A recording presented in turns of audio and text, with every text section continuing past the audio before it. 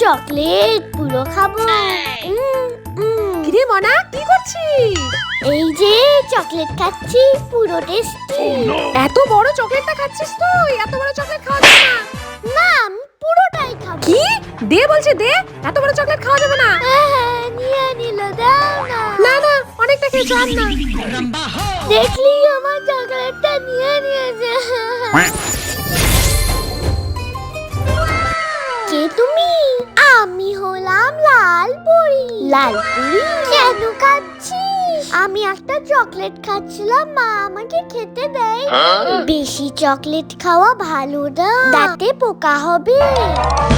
তুই এখন থেকে চকলেট খাবি না, সব সময় ভালো কাজ করবি, মা বাবার কথা শুনবি। তাহলে আমি তোকে গিফট দেব। গিফট?